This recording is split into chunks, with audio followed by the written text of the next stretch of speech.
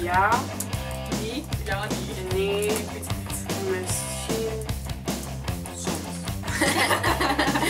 Ik heb veel dat er niet. Ja. Hallo, ik ben de baby.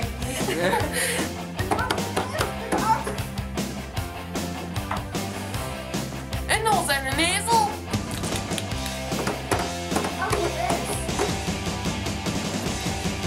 Ons zijn een ezel.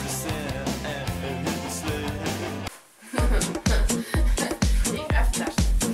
Het gaat op. Dan de teruguiting.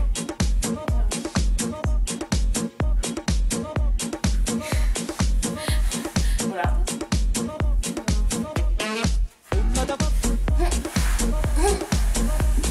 Ja. En ik heb dit hele gebeuren gefilmd. Haar vader zou haar slaan, want het was trouwens ook koud. Emily, moet je mijn kop al zien, hè? Ja, serieus hoor. Maar ja. Ik neem wel. Haar vader zou haar slaan en thuis was het trouwens ook koud. Ze woonden vlak onder het dak en daarop blies de wind. Oké, ik lees het al, komt het goed.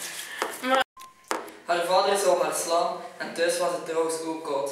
Ze woonden vlak onder het dak en daar blies de wind doorheen. Ook al waren de ergste klieren met stro en oude lappen dichtgestopt. Ze had bijna geen gevoel meer in haar handjes van de kou. Oh, was zo... Oh, ik kan niet lezen, maar serieus. Ik zal het lezen. Ja, maar serieus, ik kan echt niet lezen.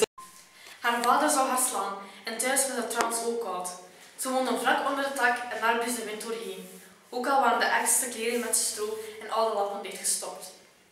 Ze had bijna geen gevoel meer in haar handjes van de kou. Oh, wat zou een zoute stokje lekker warm zijn. Zou ze een eentje uit het bosje durven trekken?